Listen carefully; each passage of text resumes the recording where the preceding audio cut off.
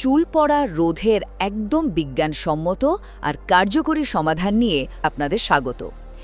দেখুন, দিনে ৫০ থেকে ১০০টা চুল পড়া কিন্তু একদম স্বাভাবিক, তবে এর চেয়ে বেশি ঝরলেই আমাদের একটু ভাবতে হবে।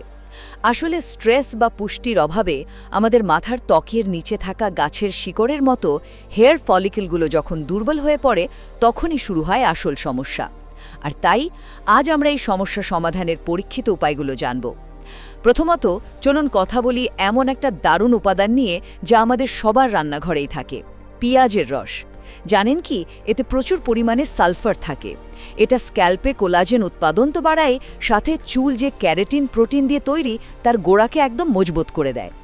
জাদুর মতো ফল পেতে সপ্তাহে মাত্র 2 দিন স্নানের ঠিক আধ ঘন্টা আগে স্ক্যাল্পে একটু তুলো দিয়ে এটা লাগিয়ে নিন। দ্বিতীয়ত, নিজের জন্য একটুখানি সময় বের করে দারুণ একটা গরম তেলের মালিশ করে দেখুন। খাঁটি নারকেল তেলের সাথে কয়েক ফোঁটা ক্যাস্টর অয়েল মিশিয়ে হালকা গরম করে নিন, তারপর আঙুলের ডগা দিয়ে আলতো করে মালিশ করুন। এতে স্ক্যাল্পে রক্ত চলাচল বা ব্লাড সার্কুলেশন চমৎকারভাবে বাড়ে, ফলে চুলের গোড়ায় পর্যাপ্ত অক্সিজেন আর পুষ্টি পৌঁছে যায়।